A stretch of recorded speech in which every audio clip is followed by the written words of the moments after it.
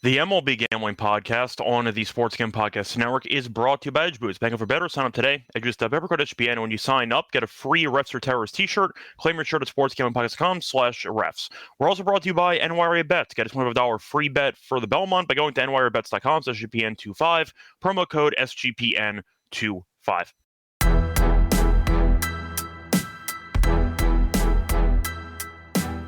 And welcome, everybody, to the MLB Gambling Podcast here on the Sports Gambling Podcast Network. It's currently Wednesday afternoon, June 4th, here to break down the games for Thursday. I'm Rosa Scott Rochelle, once again joined by Dylan Rockford. Together, we're going to break down the games for Thursday. Dylan, how's it going with you? We've had a couple of day games already. A little bit of chaos sprinkled in there, but how's it going with you? Good. We have breaking news off the top. The Rockies swept the Marlins. Yes, they did. I mean, 11 wins now on the season. Got to feel happy for them. I mean, a double-A team sweeping the Marlins. You got to feel good about yourself. Yeah, you got to start somewhere. Yeah. As for the Marlins, is this rock bottom? I don't know. It might be. They're on my do not bet list after that series. Nice job by Freeland keeping them in check. Quantrill was okay, but the Rockies ended up jumping him a bit early, and they got the job done there. It's a nice job of the Rockies to show that they have some form of a pulse. Reminder, the Marlins stink, so there's a combination there. But either way, besides that, you had a crazy game in Fenway today as the Red Sox won via walk-off home run. Wild game because the first 5 batters today for the Angels in the first inning got on base. They scored 4 runs in the first inning. In the bottom of the first inning, the first 6 batters for Boston got on base, and they scored 5 runs. So there you go. First 5 batters got on base for the Angels. First 6 batters got on base for Boston. And the game ended up with a really chaotic 11-9 final. It was back and forth. It had everything it possibly could want, including a walk-off home run by Rafaela in the 9th inning. So crazy game there. Brewers won 9-1. They keep playing well. And, the Rockies won. So nothing else to really add there, but those are the games that are already finished, and we'll see what happens moving forward. You have anything else you want to talk about, whether it involves the games today or just in general? Well, the only thing I was going to mention was I was on the Reds here today. Abbott was due for some regression. The line kind of seemed too good to be true, if you ask me. But Abbott, some regression. And you mentioned it on Sunday when we were doing the pod. Brewers are just one of the hottest teams right now. I know they lost yesterday, but they bounced back nice today, 9-1. And they're one of the hottest teams right now, home or away. So we got to really start betting on the Brewers. Yeah, they lost the game yesterday because Friedel robbed that home run in the 9th inning. So even in the game they lost, they had a chance to hypothetically win. But either way, they've been really good lately, and it does feel like, I know the Cubs are playing well, but the Brewers quietly have been playing quite well. You're looking at the standings right now. Milwaukee's still behind the Cardinals. They're only half a game back, though. 5.5 games back of the Cubs, it's doable. I'll put it that way. It's definitely doable, yeah. I saw Woodruff, though, took a linebacker off the not a linebacker, took a line drive back off the shoulder in the minors. So he's actually going back for tests. He was supposed to come back at some point soon, but Woodruff got injured again. So we'll see what his story is. I saw, speaking of the NL Central, that Hunter Green is back on the IL. He made a couple starts, and then he ended up going back, which is not exactly fun to see. But I did notice that. I thought it was worth mentioning. Didn't really look the same since coming back from injury because his strikeout stuff was way down based on his actual strikeouts per game. But not nice to see. I did see, though, that Wade Miley is back. The Reds signed him to replace Hunter Green. So there you go. Lamonte Wade got DFA'd by the Giants. And, I saw McCullers outpitch Skeens. I feel bad for Skeens. I'll tell you that much. Do you...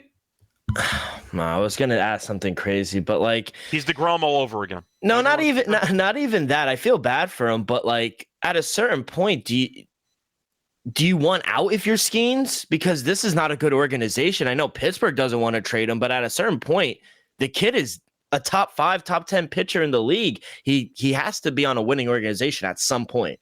I'm hoping at some point he leaves. Now, I know that's going to sound like I'm a hater of small markets. I'm not. It's not. I'm a hater of incompetence. Yeah. That's where I stand. I feel like Skeens deserves better.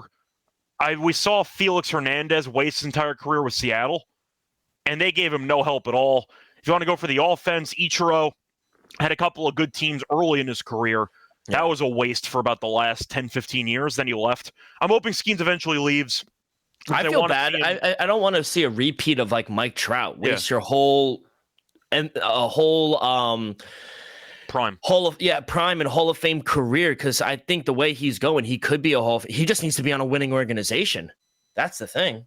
Yeah, I do think that Skeens, though, at some point will either force his way out or maybe his girlfriend will. Who knows? But the point is, I just think that Skeens is not his entire career in Pittsburgh. They're a terribly run organization, a sell team. That's all I have to say on that. But what a beautiful stadium or beautiful field. Correct. You can see it for pretty cheap because the team stinks. Yeah, exactly. If you're ever in Pittsburgh, and I guess the Penguins aren't playing, you could check out the Pirates. But gotta check out PNC. I have to. It's on my list, but unfortunately, that implies I have to watch a bad team. So, or you could just watch Skeens. Try to go on a Skeens day. Yeah, you could keep betting the Pirates first half and other team full game, same game parlay, and the Skeens starts. But what do you go? 8 innings, 1 run yesterday. One run. They picked up a loss again. And they lost again. Classic. Yeah. I tweeted about it, though. His last 4 starts or 5 starts, he has like 34-plus innings, 4 runs allowed, 38 strikeouts, and he has a 1-2 record. I'm like, yeah, okay. That sounds Do you right. think he's frustrated at this point? Yeah. I mean, I feel like it's a weird spot for him because they already fired the manager, and he made some comments about it saying how it's a sign for the rest of the club that we got to pick it up a little bit. And guess what? They have not picked it up because they stink at baseball. So I'm assuming he's not going to be too happy. It comes down to contract as well. The thing about Pittsburgh, though, is when you have an incompetent owner, are you going to flip him for prospects that you'll never develop properly? Like, I don't really know what the end game is here. Yeah. That's what I'm saying. So, like, what's the point? You got Skeens delivered to you on a platter because he was a top draft pick. You can't develop anybody. You don't sign any free agents ever. That's a serious problem they've had since the owner took over. You never fire the GM because the GM is assigned by the owner to just do nothing and be cheap, and they'll just make money on the actual team itself. So the owner only cares about making profit. He doesn't actually care about winning. Do you like O'Neal Cruz? Honestly, no. Oh. Not as much as other people. Okay. I think Cruz is an entertaining player with a ton of flaws. That's ton fair. Of flaws. He's a terrible fielder. They moved him to the outfield. He stinks in the outfield. So you can't even make the Tatis argument where he switches positions and becomes a Gold Glover. Can't even say that. He's a really bad outfielder. He strikes out a ton. He's got a lot of power. That's it. Kind of it. And he's got some speed in there, too, because he steals bases. So out of the 5 tools, he has what, 2? Yeah. He's got speed and power. That's kind of it. Yeah, he's a liability on defense. He's a terrible fielder. Awful. So that's kind of where you're wondering. It's like you have O'Neal Cruz who can help you sell tickets, and of course he'll put up some good overall highlights for your highlight packages. But I'm just not a big O'Neal Cruz guy because I prefer to have well-rounded players. And O'Neal Cruz is a very polarizing player because the 2 tools that he excels in, he's solid at, but he's bad at everything else. I mean, you're getting credit here. They're saying you're the fastest ad reader on the network. I mean, I don't enjoy reading ads. So I guess no one does. Possible. They tried to make the argument kind of like Jazz Chisholm. What do you think about that? You know, I was very anti-Jazz Chisholm. Then he got traded to the Yankees. And now I feel like you're prone to like him now. I will give Jazz props. He did switch positions, and he's not that bad in his new position. No, he's not. Which has been a pleasant surprise for me. Do I like Jazz? No. I think he's mostly a strikeout or home run guy for the most part. He's got some speed. He's an okay fielder. He's a much better fielder than O'Neal Cruz. So I'll say when they switched him, he did get a little better. Not a lot, but he is serviceable. You can put him out there. I think they're just trying to shove O'Neal Cruz somewhere where they don't hit the ball, if I'm being honest. Well, he was playing center field for part of the time, so I don't know if that's actually true or not. But they're hoping his speed would translate, and it did not because he can't track a fly ball. So that's kind of the problem he has. But, look, I think Jazz, you can make an argument, is a fair comparison. I think he's a better athlete than Jazz, but the same type of player. 1 or 2-dimensional players with upside that they try to flip and turn into an all-around player. He's just not. Yeah, fun to watch is true, unless you're watching him every day because you're miserable half the time. That's the thing about then you get a headache. That's the thing about watching these type of players, that they seem fun to watch because you only see the highlights. There are a lot of lowlights that you don't see. There's a lot of strikeouts for O'Neal Cruz and Jazz Chisholm. You don't see those on ESPN. You see them if you watch the Yankee games, and you lose your damn mind. But that's kind of the point. I think they're flawed players that are entertaining. Yeah, I would agree. So there you go. The ceiling of those type of guys is Ellie. Ellie's got flaws too, but the highlight plays are next level that you have to deal with it. Yeah. I think Ellie's much better. That's what I'm saying. Ellie has some flaws to his game, but I think he's much better than O'Neill and Jazz by comparison. But it's a similar type of player. Mm-hmm. That's kind of the point I'm making. Yeah, absolutely. I'm a bigger fan of the guys that are like Mike Trout, like Aaron Judge, guys that do like everything, including David Wright. Properly. David Wright. Wright was one of the best fielding third basemen of all time. Yeah, that's what I'm saying. So, like, you have those type of guys who I know are very tough to come by, but I will always gravitate more towards guys that are either above average or even potentially average in some spots if they're good at everything, as opposed to being elite in one or two areas, but really bad in other areas. I'm not a fan of polarizing players. Yeah, that's fair. That's kind of where I stand. Yeah, so, I love it. There you go. That's kind of my point there. But anyway, point is the Pirates stink. Moving on to the actual games for the Thursday card. Before we get to that, the reminder that we do have the Stanley Cup coming up tonight, which, Dylan, are you going to care about it all or you're not going to care? I hope the Stanley Cup comes home. I'm rooting for Connor McDavid, honestly. Okay, fair enough. Yeah. I think they're going to win personally. I got Edmonton in 6. That's my thoughts on the series. But either way, it's happening, and you could join the Hockey Gambling Podcast giveaway because they're giving away an NHL jersey and a $200 gift card for the SGPN website for the merch store. Enter for free at sportsgamblingpodcast.com/Stanley Cup to enter the free overall giveaway. Anyway, time to move on into the games here for the Thursday card. Starting off with the game between the Diamondbacks and the Braves. You fought against Holmes. Now, the Braves are minus 135. The Diamondbacks are plus 115. The over-under in this game is set at about 9. These teams are the exact same. A lot of expectations. None of that came into reality as they have been really bad. And you're looking at the Diamondbacks, whose season has been, I'll say, put on, I'd say, life alert at this point because they have a team that's now very injured as Corbin Burns out indefinitely. He was put on the IL today. Or yesterday. They did win the opener in this game. The bullpen's terrible. Burns was like one of their only reliable options, and now he's out. And you're looking at Fod, who had the same amount of outs as we did before giving up 10 runs in the last game on, I think that was Saturday. So, yeah, not exactly in great form. The Braves aren't good either. So you have two underachieving teams. But Fod was a mess. He was good before that, I guess, but he got killed the last start against Washington. Holmes is 3-4, 3.78 ERA. He's fine. I'll go Arizona in this one. The only logic I really have for this is I'm taking whichever team is getting plus money because I don't trust either of these teams to do anything. So just give me plus money and I'll move on with my life. Give me the Diamondbacks at about plus 115. Yeah, it's a close one. I'm on the Braves here. My number's made up a minus 140 favorite. I mean, how can anyone like what they've seen from Brandon Pfaadt? I mean, on the road. I mean, how can anyone back him right now? He's been terrible in the month of May. Over an 8 ERA. Couldn't even get out of the first inning versus the Nationals in his last start. I mean, Braves are very inconsistent, but they are good at home. They are hitting 257 in Atlanta as well. And I just think Grant Holmes, he's just been much more serviceable than Brandon Pfaadt at home this year. They do have the better bullpen. You mentioned the bullpen for the Diamondbacks. I can't trust them. Bottom 10 in the league. Braves, they are the better team, I think. I agree to your point. I think two things could be true. I think, yes, both kind of are the same team, kind of a disappointing season for both teams, but I do think the Braves are a little better here. So I'll take them on the at home minus 135. Do you think they're minus 135 better? Because I don't. Yes, I do. Okay, so we'll see what happens. But if it got up to like a minus 150, then no. The Braves might be that team that I've already just written off because every time I bet on them, they lose. I've been burned like 3 times already, and I'm just wondering why am I even bothering? So I've just you mentioned before breaking the game down, these two teams are the same. A lot of expectations. If you were to have to bet one team to turn it around, would you bet either the Braves or the Diamondbacks? Turn it around as in a wild card team? Yeah, or just have some respect on the season. The thing is that Atlanta's going to buy because they never sell. Yeah. But Arizona's got a pretty good lineup. They have no pitching at all.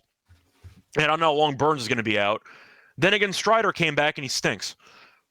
So it's a really tough call, honestly. The problem is you're still dealing with besides the Dodgers, though, the Giants haven't been that great lately. The Padres have been kind of up and down. I'll go Arizona if I had to pick. I don't feel good about either team right now, but at least Arizona can hit. Yeah. I don't know what the Braves are doing. I saw a stat on Twitter. I didn't confirm it or not because I don't know how I'm supposed to confirm it. Do you know how many multiple run home runs the Braves had in the entire month of May? 1. Correct.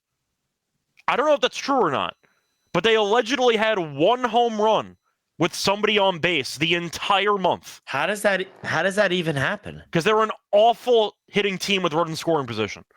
They've been like that since the first week of the season. They left so many guys on base. Yeah, I can't tell once again if that's true or not, but someone has to go back and do the work for us. As far as I know, it was a reporter for the Braves who tweeted it, so I think it's accurate. It has to be, yeah. That's kind of my point, is that the Braves can't hit, and I hate their bullpen. At least Arizona can hit. They have some guys. I think that the bullpen's a problem for both teams, more so for Arizona. More so Arizona. But Strider was supposed to be the guy that would bring some, I'd say, stabilization to the actual rotation. And he looks like Alcantara.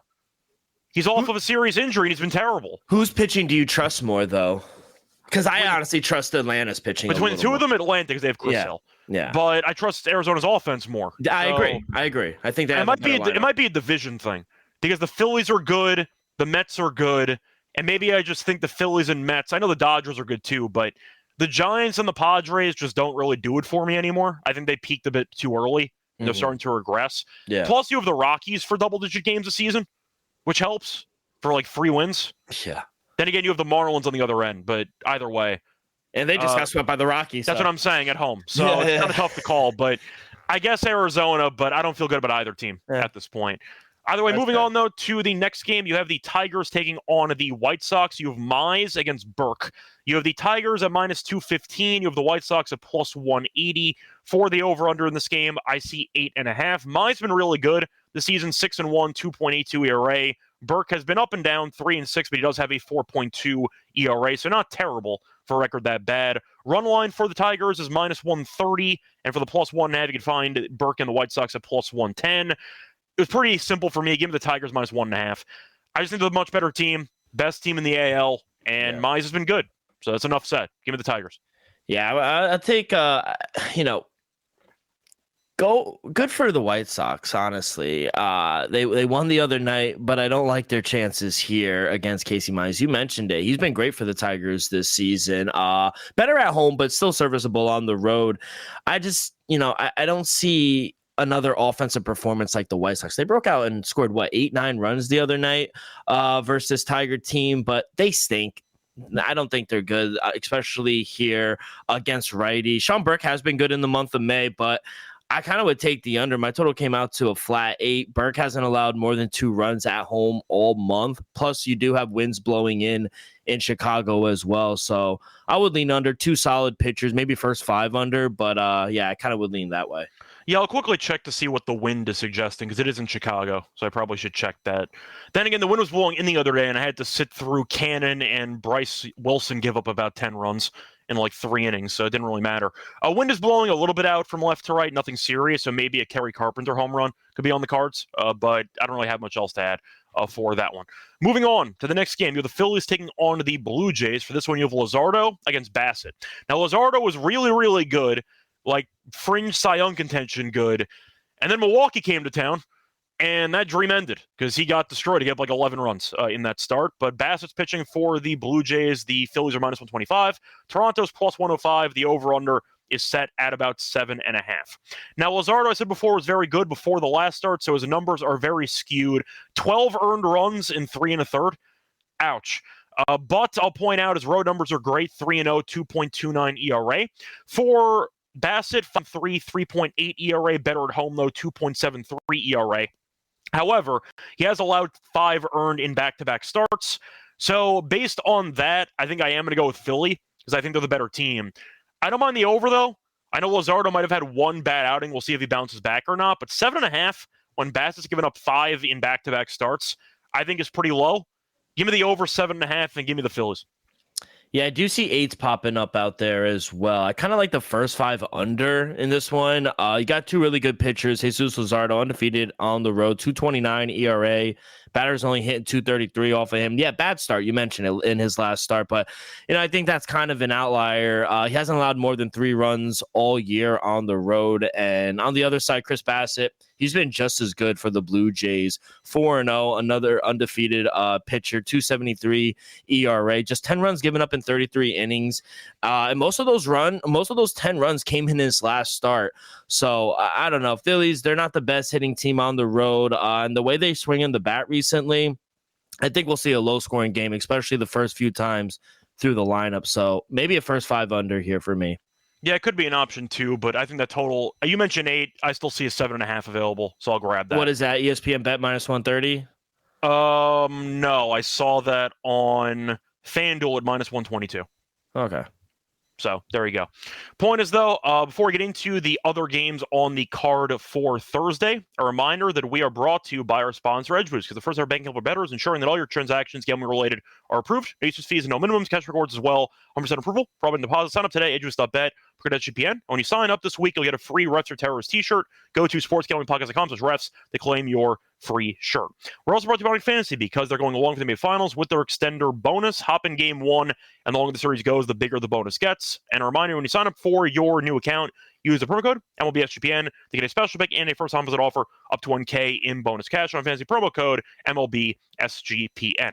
We're also brought to you by NYRA Bets because you can bet the Belmont Stakes at Saratoga with NYRA Bets. Sign up today with the promo code SGPN25 to get a $25 free bet plus a $200 deposit match bonus. Whether you're a seasoned bettor or just getting started, NYRA Bets can make it easy for you to jump in on the action. This exclusive offer is just for the Belmont, so don't wait. Join now and claim your free $25 Belmont bet today at NYRABets.com. So SGPN25. Welcome back, everyone, to the MLB Gambling Podcast. Finished going through the first couple games on the card for Thursday. Time to keep rolling with the next game. You have the Twins taking on the A's. Now, for this game, you have Ober against We Have No Idea. The lines are We Have No Idea, and the total is We Have No Idea. Now, Ober this season's been pretty good as he's 4-1 with a 3.48 ERA. For the A's, who cares? Nobody can pitch on this team. They're 9-21 at home. Every home game has about 10-plus runs, and they have been really bad at pitching lately. It's why they've lost a bunch of games over the last 2-3 weeks. I don't know what the line's going to be, but over. Yeah, A's are on my do not bet list. We talk about the fish being on it, but the overs in Sacramento have been a cash cow. 20-10 towards the over at home for the A's. 8-2 in their last 10. They've gone over in 6 straight games. You mentioned I don't give a shit who ends up going for the A's. All their starters stink. They have the worst bullpen in the league. And the Twins, they're not the best hitting team, but they've scored 10 runs in back-to-back games versus this team. They've scored 35 runs in the last 5 games. Doesn't matter. I'll take the over as well. Yeah, I feel like you kind of have to. You have to. At this point. It might not be as extreme as Coors, but Coors is giving you like 11.5s and 12s. You're still getting 10s with the A's. So that's crazy. I got to go with it as well. Moving on to the next game. You have the Orioles against the Mariners, and now the no longer first place Mariners because the Astros passed them. Damn, that feels like the same story every year. We're back with Houston being in first place. For this one, though, the Orioles have Eflin pitching against Wu. The Mariners are -175. The Orioles are +145. The over-under is set at about 7.5. Now, Eflin, the season has been okay, 4.46 ERA, which is really good for the Orioles rotation, so that counts for something. Last start, no runs in 7 innings, but that was against the White Sox, so basically doesn't count. Last road start, 5 innings, 5 runs against the Red Sox. Road start before that, 5 innings, 2 runs against the Angels, so he's been kind of up and down lately on the road. As for Seattle, though, Wu's been very good, 5-2, 2.82 ERA.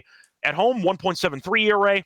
He has given up a total of doing the math here, 6 runs in his last 4 starts combined. So he's been quite good based on recent performances. But I'll ask you for this one because Seattle's been kind of slumping, but the Orioles stink. -175, I get it, but I want to consider Seattle first 5 minus half a run, but I do want the Orioles bullpen attached to it. So do I trust Seattle enough to win by margin? Maybe Baltimore first 5 team total under, and I'll just trust Wu. Yeah. But that's kind of all I got. Yeah, I love this Mariners team here at home. Brandon Wu, you mentioned he's been great for them this year. He's only allowed more than one run at home one time in 4 starts, and Mariners are 3-1 straight up in those 4 starts. I know a lot of people think the Orioles are back or they're playing some good baseball, but you mentioned it. They're playing against the White Sox, so I don't really care. They're really not good. They're still 8 games under 500 here on the road, and I'm not taking anything away from those wins against the White Sox. Don't trust their bats on the road. They have a bottom 5 bullpen. Mariners, I think, just are a much better team in my opinion. And I think Brian Wu will be able to limit their bats. So I like the under, actually. My total came out to 7.1. You mentioned Brandon Wu being good at home. And Zach Eflin has kind of been serviceable on the road for what it's worth as well. My total came out to 7.1. I'll take the under 7.5 here. Yeah. Moving on to the next game, though, you have the Padres against the Giants in a battle of who can actually score some runs. Because it has been a very low-scoring series so far, but it's been entertaining. So keep that in mind. You have Cease against Ray for this one. Giants minus 125. Cease and the Padres are plus 105. For the over-under in this game, what is it, like 7? Yeah, 7 or 7.5. And for the wind, I have to mention, even though it doesn't really matter in this ballpark, but for the wind, trying to find it, winds blowing out at roughly 10 miles an hour. So Cease, as you know, I am not a big fan of, and he's been really bad this season. So he might be listening to the podcast, and he's a fan of my work because he's been terrible since I mentioned it. A 5.68 ERA. Ray, though, has been really good. 7-1, 2.43 ERA, 1.89 ERA at home. He's allowed 2 runs in his last 3 starts combined. Give me the Giants. And the price is pretty cheap. I get it might be a low-scoring game, so I guess it's under or nothing, but I have no faith in Cease to do anything. So give me the Giants at minus 125. Yeah, I agree. I like the Giants here at home. Robbie Ray's been great, 3-0 with a 1.89 ERA at home. He's only allowed more than 2 runs one time at home this year. They are 5-1 in his 6 starts at home as well. And I know they really haven't been playing the best baseball as of late, San Francisco, but I do think here against Dylan Cease, who he struggled on the road this season, I think this might be a good spot for them to get back into the win column. Dylan Cease, he's given up 3 or more runs in back-to-back road starts. I don't think their offense is really blowing anybody away, both offenses, to be honest. They struggle against lefties, and I just think this is a bad spot for the San Diego team. So at home, minus 125, I think that's a good price for the Giants. Yeah, San Diego, of course, also much better at home than on the road. So something to keep in mind there. Always, I feel like. Yep. But especially this year. But moving on to the next game, you have the Mets taking on the Dodgers. Heartbreaker there if you stayed up to watch it in the game yesterday. Brandon also, Nimmo. I was going to say, nice route by Nimmo there in the left field. But either way, Speaking of guys who can't fucking track balls. Yeah, well, I was going to say, he's usually not a left fielder, though, right? Like, isn't he usually a right fielder?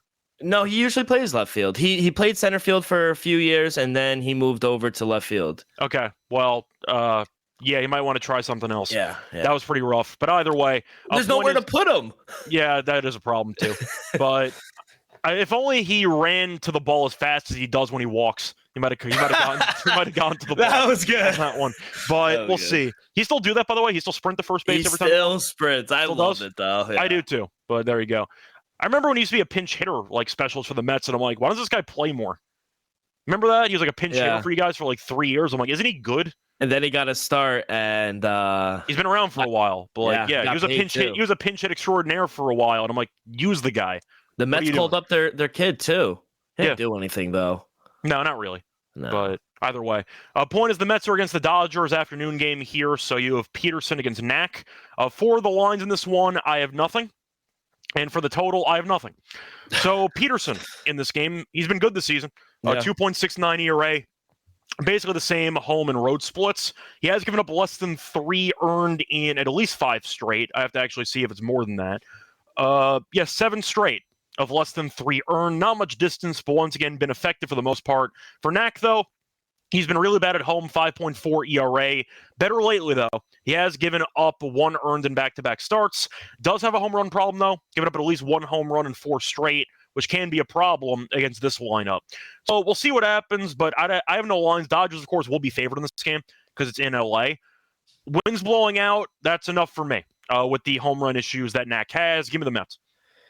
Yeah, I only made the Dodgers a -105 favorite here. They'll be a bigger favorite than that, I can promise you. And that's great for me because as long as I get a +105, I'm going to be on the Mets here. It's been a competitive series, back-to-back games going into extra innings, coming down to the wire. You mentioned it. Landon Knack's really not that good. I personally don't think he's that good, especially at home. Mets already have a win off of him a few weeks back in Queens. And David Peterson has been really, really impressive for the Mets this season. He hasn't allowed more than 2 runs on the road all year. He's backed up by a top 5 bullpen as well. And the Dodgers really don't hit that lefties better than they do righties. So it's still great offense, but I know Mets are going to be a dog because they're on the road, but I don't think they should be that big of a dog. I think it's a coin flip game with these two teams. So I'm going to take the Mets. They're going to be plus money. I'll take the Mets. Yeah. I don't know what the price is going to be either, but I have no faith in Knack at all. And I do think the Mets might jump them with a couple home runs in this game. Moving on to the Astros against the Pirates. Speaking of series where nobody can score, you have the Astros who have been pretty good in the series, but not because of the offense. It's because Pittsburgh is, how do I put this? Bad. Really bad. They got shut out in the first game of the series. We'll see how they do tonight. Probably not well because they're the Pirates. But for this one, you have a matchup between Valdez and Keller. You have the Astros at -160. You have the Pirates at +135. Valdez is off an insane, what was it, an 83-pitch complete game? Yeah. Which is crazy. insane. That's nuts. So, yeah, he had a leadoff home run against the Rays and then proceeded to do everything right for the rest of the game. But either way, 83 pitches for a complete game is absolutely insane, but he did it. And you're looking at Keller, who's pitching for the Pirates, who's been fine. It's a classic Mitch Keller season. He's 1-7 because he gets no run support at all, but his ERA is at 3.73. He has given up less than 4 earned in 5 straight, less than 3 earned in 3 of the last 4. And the total in this game, by the way, is set at about 8 or 7.5. I see an 8. I'm sold. Give me the first 5 under. I'll trust the starters. Both offenses have not been good lately, and I think both pitchers go pretty well here. So I'll go with the under in the first 5.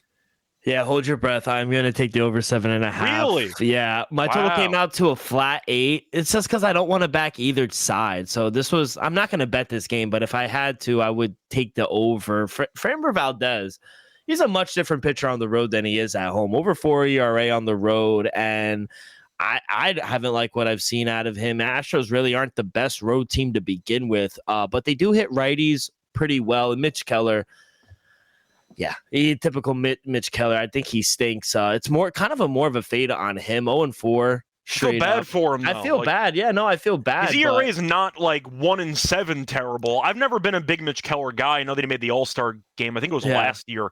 I always thought he was overrated, but now I just feel bad. He would be a solid like number 3 or 4 on like a good team. Yeah. And he's just stuck in this crappy organization for his entire career. Batters are almost hitting 300 off of him at home, though. So, and 3 of his 4 home starts have gone over this total. So, and then when he is out of the game, I mean, he's backed up by a bottom 10 bullpen as well. So maybe a Houston, if you don't want to bet the full game, maybe Houston team total over. We do have winds blowing out in Pittsburgh tomorrow. So I get it. It's 2 bad offenses, but that's kind of how I'd bet this game. Yeah. I'm just going to disagree in the first 5, daring either offense to do anything for the sake of this game. I appreciate it. Truth is, I feel like in this type of game, I ended up losing on this type of play earlier in the week. I had the Rockies and Marlins first 5 under, and Marquez and Mayer both died simultaneously. But the argument is, would I rather just expect these offenses to do nothing again, or would I be miserable hoping these teams do anything productive offensively? And I think I'd rather just pick them to be bad. That's kind of where I'm at. For my own sanity, I just would not be able to sweat out an over 7.5 with these 2 teams right now. Either way, though, moving on to the next game, you have the Cubs against the Nationals. You have Rhea against Irvin. Do we have lines on this one? I don't believe we do. No. We do not. So once again, we have no lines on this one. This is the final game, though. We have no lines on. So at least there's that. Cubs will be favored because they're the Cubs. Nationals offensively have been good lately. You're looking at Wood, who's been incredible. You're looking at Abrams, who's been pretty good lately. The Nationals aren't a good team, but they're fun, and that counts for something. So we'll see what happens. But for this matchup, Rhea's been fine. Does pitch at contact, though, which can be a problem against this team. Irvin, though, good for him. He was really bad early in the year. He turned it around, was really bad last start against Arizona. But you know what? The Nationals have actually been winning his starts with a bunch of overs, too. The Nationals have won. They've won 7 of the last 9 starts that he's made. So there's that. But I'll ask you for this one because Irvin's been a lot better at home. It'll be a decent amount of plus money for the Nationals. I'll take him. Give me the Nationals. I like the over, though, in the game. Ooh, you know, Cubs are coming in as the better team, 8-3 in their last 10. Michael Busch has been good. Pete Crow Armstrong, love him. Colin Ray, I think he's been solid this season. 138 ER, 396 ER, 138 WHIP. He is coming off a great start. Whereas Jake Irving, he's shown flashes, but he has struggled at home. He has a 5.62 ERA in 3 starts at home this season. Cubs still missing Kyle Tucker, correct? Wait, who does? Who has the 5.62 ERA? And in his 3 starts at home, does not Jake Irving? I saw his ERA at home was like 3.1 something. No? No, I think that might be his road, but I checked the home numbers a second ago. It was like 3.19. Maybe I was looking at the wrong player when I was doing that. Yeah. I was looking at the road. My fault. Kyle Tucker's still hurt, correct? Yes. Yeah, Kyle Tucker's still hurt, but you know, the offense still top 5 offense might be right behind the Dodgers, I think, behind the best offense. I think they have the pitching advantage here with Colin Ray. Cubs, they're favored for a reason. I think they win, but I don't know the line. Maybe -1.5. Maybe we could get some plus money. So I probably would take the Cubs here. Yeah, the Cubs are the better team. I mean, we're looking at a team that is right now leading the division. The Nationals aren't in the playoff picture, but I'm just wondering how big of a favorite they're going to be when I'm not sure if Rhea's the better pitcher than Irvin. You could argue he might be. He's also rejected from Milwaukee, and he kind of jumped around a little bit, but Irvin might be better. I don't know. I feel like the line's going to be pretty expensive for Chicago, and I think it might be a little bit too expensive, but I like the over in the game. I just see runs. Right. So that's where I'm at for that one. Moving on to the Guardians against the Yankees. For this one, you have what could be interesting in the later innings because you have Devin Williams closing again, which makes me miserable every time I watch him pitch. But he got the save yesterday, gave up a run, sabotaged the run line, but the Yankees still won the game. But you're looking at the Yankees -255. Guardians are +210. You have Ciccone against Fried. For this game, the over-under is set at 8.5, juice to the over in this game. Fried's been very good. Was awful against the Dodgers, but you know what? The Dodgers are a great team. I got nothing to say about that. Whatever, it is what it is. For Ciccone, he's been pretty underwhelming this season. We'll see how the Yankees do, but the Yankees' offense has really not been that great recently, and I still think they're very home run dependent. Fried, I think, will bounce back.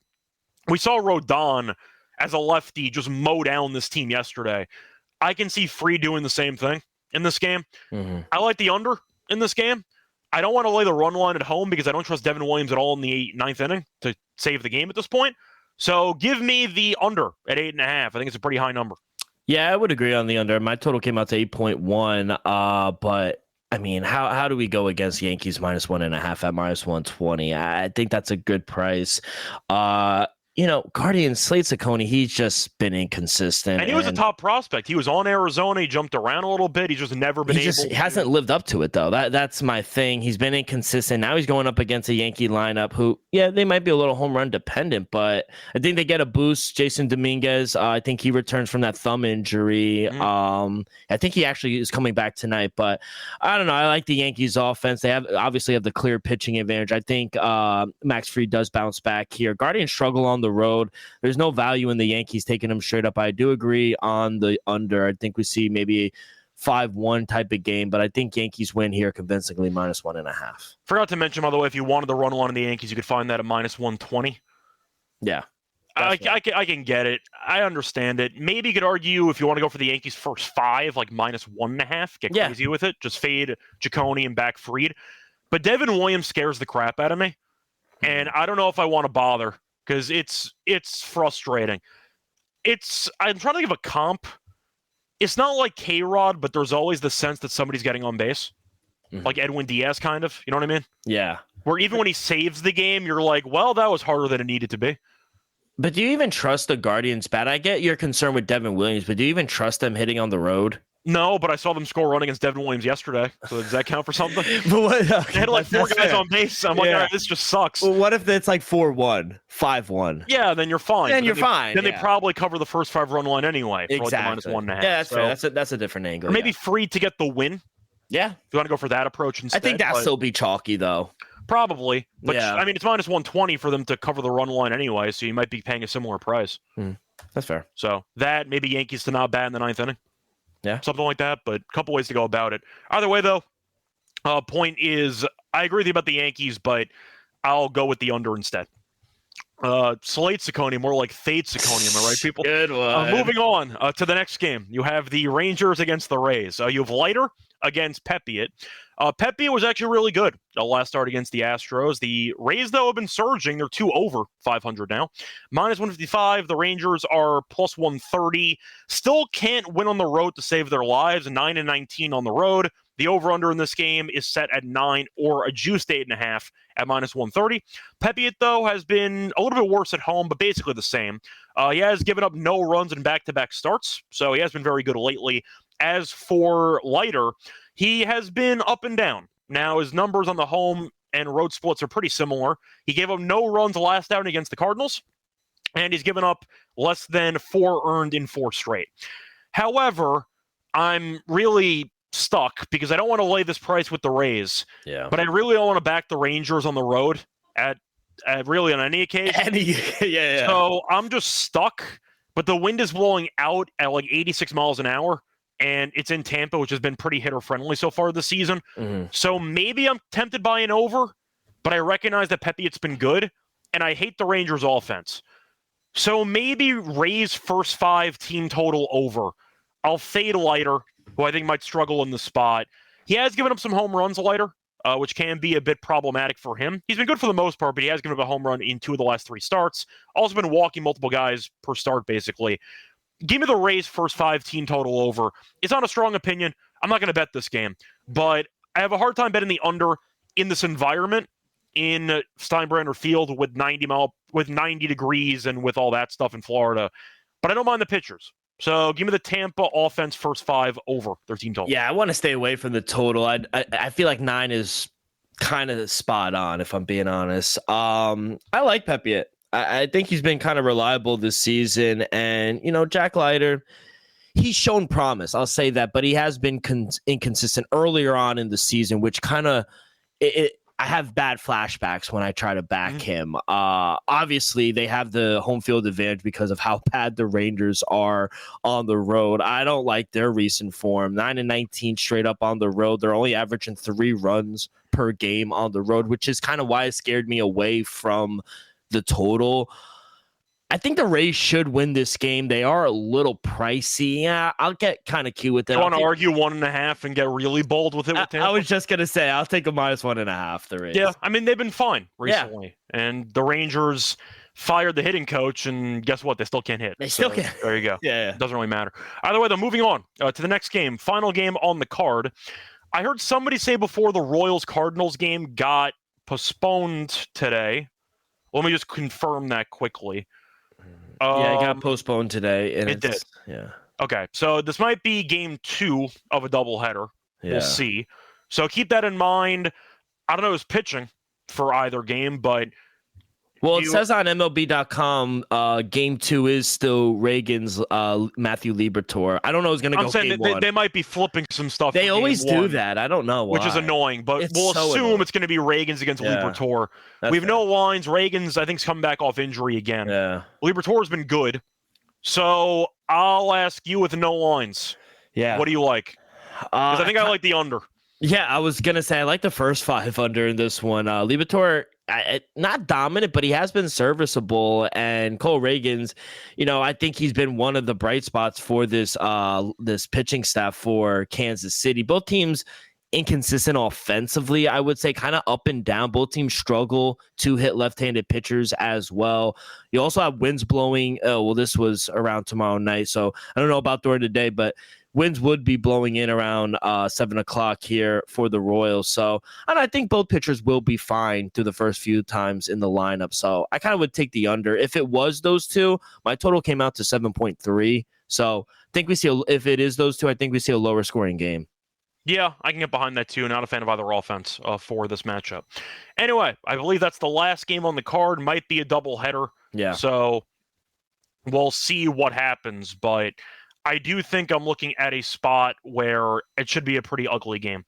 Anyway, moving on to the actual lock and dog plays. Before we get into that, though, a reminder that we are brought to you by our sponsor, Circa, because they have the Ultimate Fantasy Ball giveaway, because they are giving away the Ultimate Fantasy Ball experience for a 12-person league to draft in Vegas and be truly VIPs for their stay.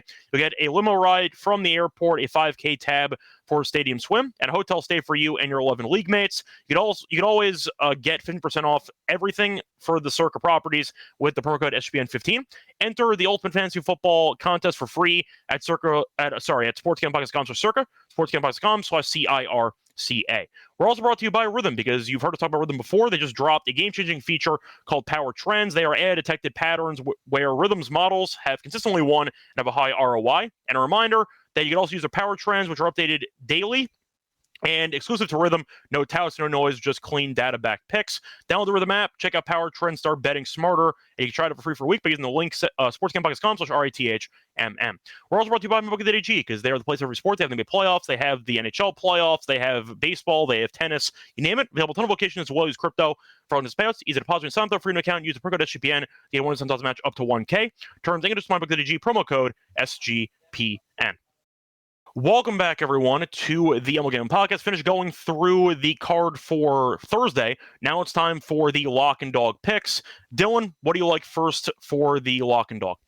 Yeah, we don't have lines, but I'm going to go with all New York teams tomorrow. Give me the Mets. They're going to be dogs. Don't know the price yet, but I am going to take in a kind of a coin flip game. I'm going to take the team that's going to be plus money. Not a fan of Landon Knack at all. I think he'll give up some home runs, and I think David Peterson is just a clear, much better pitcher here. And I think our bullpen will be able to limit the Dodgers through the back half of the game as well. So I'll take the Mets as my dog. As my lock, I'm going to take the Yankees on the run line here. I think Max Fried bounces back, and we're just going to fade Ciccone as well. He's just not good at all. And against a Guardians offense who kind of struggles on the road, I think the Yankees win convincingly here. So I'll take the Yankees -1.5 as my lock, and I'll take the Mets as my dog. Yeah, so for my lock on the show, a couple of options, actually. Thought about going for what I want to go with, because I like some unders on the card, but do I want to go with the Giants? Yeah. I don't know if I do. I do like that under in the first 5 with that Houston and Pittsburgh game, which could be tempting as well.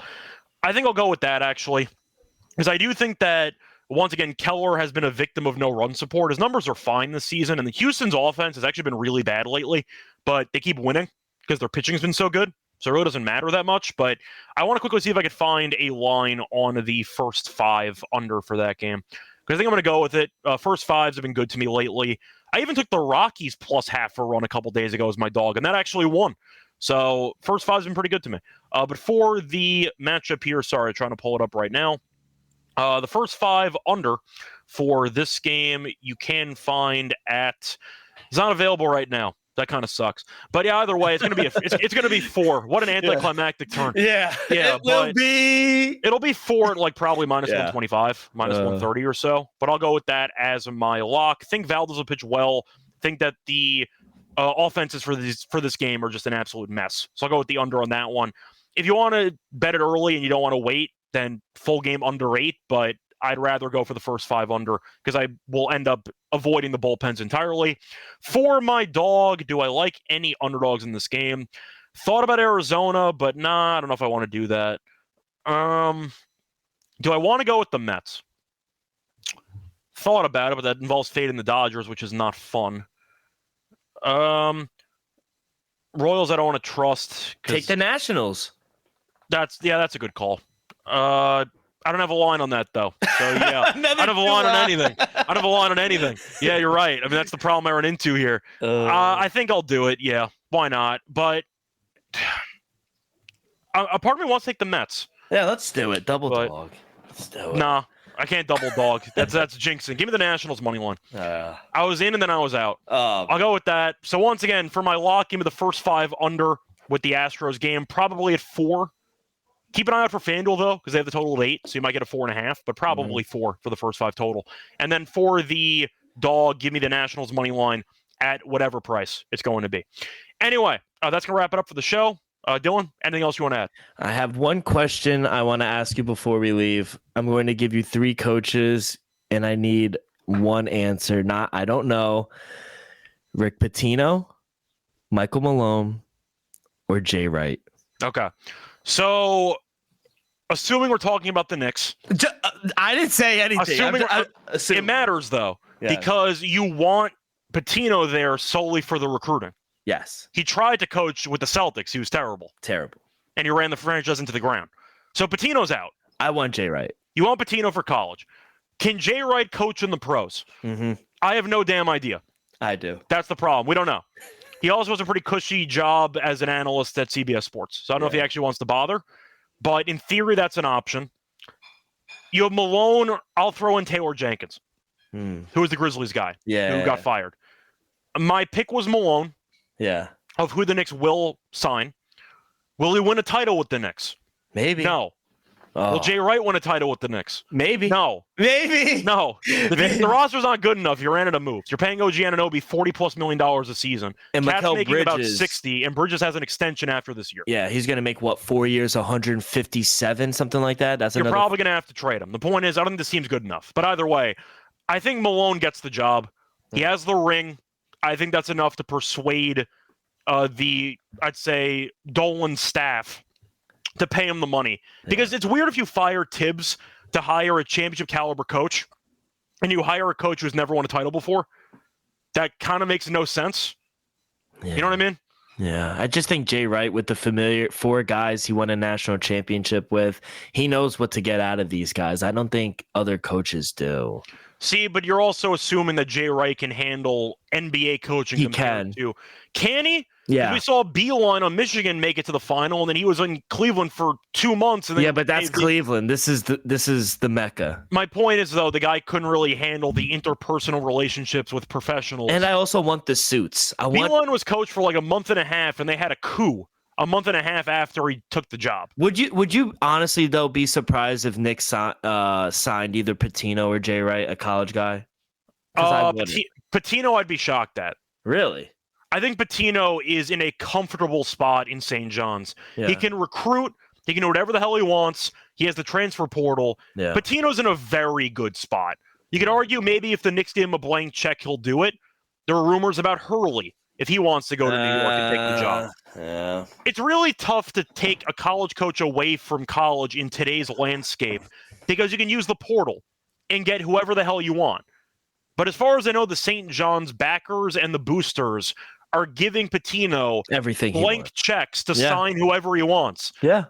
And they probably won the transfer portal this year. Yeah, he gets everyone here in the Northeast. That's what I'm saying. So you have all that without the stress of a day-to-day dealing with the MSG crowd and everything like that. I think it's a great spot for Pitino. Yeah. I don't see him moving. Jay Wright, maybe, because he's an analyst. If he gets bored, I can see him taking the spot. But Pitino, I think Pitino's going to stay in college for a long time. Yeah. We'll see. I just wanted to ask you a question before we leave. I mean, do you want Pitino? Because I think he's a college coach. I want... First of all, I feel bad for Tibbs. But I want either Jay Wright or Michael Malone. Those are my top. I think Jenkins would be okay for you guys, but yeah. It's tricky, though, when you fire a coach for being good, but not title good, and then hiring a coach with no title. Yeah. It's why I have to go with Malone if I have to pick one guy. That's fair. We'll see. There you go. We'll see what happens. As for the Nets, we have a good coach. It's the only thing we have. Fernandez, really good coach. He is good. That's all I have. But either way, point is you have the NBA Finals starting tomorrow. Stanley Cup does start tonight. So you got that going on. But you have baseball besides that. French Open 2. Let's go Djokovic. Nice win over Zverev. Nice job by him there. Anyway, till next time, find me on Twitter, Rush Radio. Find him on Twitter at RockWith2Ks24. Till next time, good luck to all of you and all of your bets. Bye, everyone.